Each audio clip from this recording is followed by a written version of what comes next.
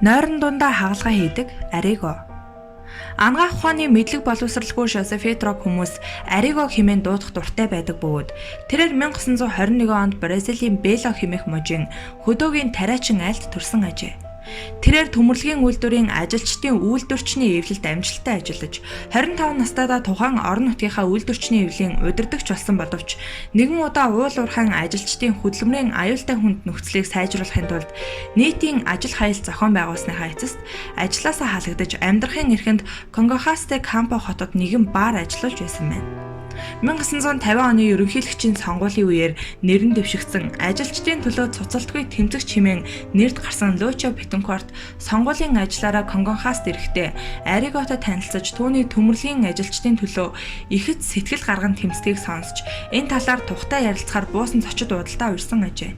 Ийхүү тэр хоёр улс төрийн талаар бие биенээ ихэд ойлголцсон. Шүнжин ярилцаад нойрондоо дарагдан зүрмэглэж байснаа Бетанкурт шүн дундын үед гинэт сэрж нүдэ нэхтэн Arrigo шилэн нүдтэй хүн шиг нүд нь юр бусын гүлгэр болчихсон сахал хусдаг тонгорог бариад түүний дээрээс тонгоон хачин аялахтай герман хэлээр танд хагалгаа хийх хэрэгтэй юм байна. Би одоохон хагалгаа хийчихнэ гэж хэлсэнд тэрээр айсандаа ухаан алдан муужирч унсан байна. Маргааш өглөө нь тэрээр сэрээд өөрийгөө ямар ч гэсэн амьд байгаад ихэд баярлан урьд шөнө хар дар зүүдэлж хэмээн бодсон боловч бүх бие нь цуснд будагдсан нуруу нь ихэд өвдөж байсан тул толинд очиж харуул түүний цээжийг араас нь маш цэвэрхэн хагалж буцааж ямар нэгэн зүйлээр наасан мэт шар харагдаж байжээ. Бетанкурт энэ байдалд сандарч Arrigог дуудаж урьд шөнө юу болсон тухай асуухад тэрээр юу ч санахгүй байсан байна. Харин Бетанкурт эртнээс уушигны өмнө үе өвчний улмаас их шаналж байсан бөгөөд энэ тухай Arrigo огт мэдэхгүй байсан ажээ. Бетанкуртын хувийн эмч маргааш нь өнөөх шарахыг үзэж гайхан яаралтай эмнэлэгт аваачин эрдэнтгийн гэрэлд харуул түүний өмнө үүгийн хавдар ор сураггүй алга болсон байлаа. Бетанкурт эмчтэй урьд шөнийн болсон явдлыг ярьсанд тэрээр маш их гайхан ийм төрлийн хагалгааг Бразилд бүх хил дэлхий дээр хаанч хийдэггүй юм гэсэн байна. Удалгүй түүний нэр алдар улс орон даяар түүж түүнд эмчлүүл өвчин зовлонгоосоо салахыг хүссэн хүмүүс цуврах болсон бөгөөд мөн тэднийг дагалдаад хэвлэлийнхэн болон түүний энэхүү эд шидийг үзэж судлах гэсэн парапсихологийн мэрэгжилтнүүд тэднийд олноороо ирэх болсон ажээ. Дараагийн 6 жилийн турш Arrigo өдөр бүр 300 хүртэлх өвчнийг үзэж бүрэн эдгэрүүлдэг байсан байна. Arrigo ихэвчлэн хагалгаа хийж эмчилдэг байсан бөгөөд хагалгаа хийхээс өмнө ямар нэгэн зүйлийг амандаа уншмагц тэрээр шууд нойрсдог буюу хагас нойрсож энэхүү байдалтай хагалгаа хийдэг байсан ажээ. Харин тэрээр хагалгаа хийснийхаа дараа энэ хугацаанд юу болж өнгөрснийг огт сандаггүй байсан байна. Arrigo хүүхэд ахуй цагаасаа хий юм үздэг, маш хүчтэйгээр хар дарж зүудэлдэг байсан ажээ. Эхлээд түүнд хурц цагаан гэрэл үзэгдэж, ямар нэгэн хүн түүнийг үл ойлгогдох гадаадын хэлээр юм ярьдаг байсан байна.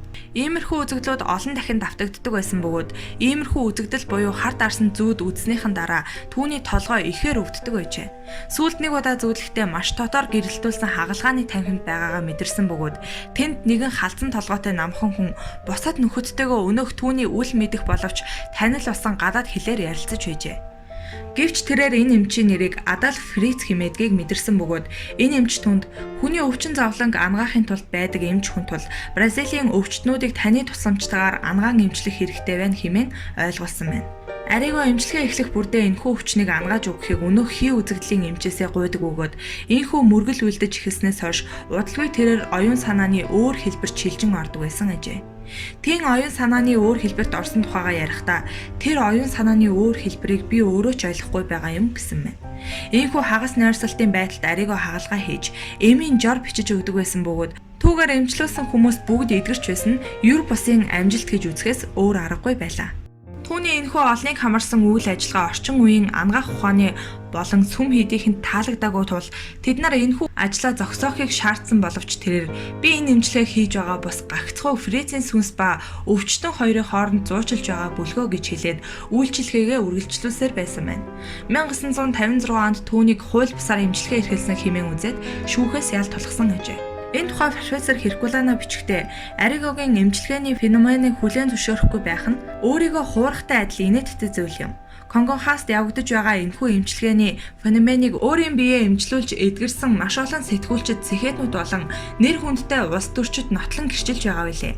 Энэхүү гайхамшигт эмчилгээний үнэн бодиттой хүлээн зөвшөөрөхгүй байх нь олон түмнийг хуурам ихэлсэн хэрэг мөн хэмээсэн байдаг ажээ. Ийхүү олон түмний дэмжлэгээр арийгоо хоригдох ялаас мултарч тэнсэн харгалзах ял авсан боловч эмчилгээгээ үргэлжлүүлсээр байсан бөгөөд харин албаныхан түүний энэхүү байдлыг нүдээ даран мдэггүй дүр үзүүлэн байдаг басан ажээ. Тэрээр 1971 онд таалал төгсжээ.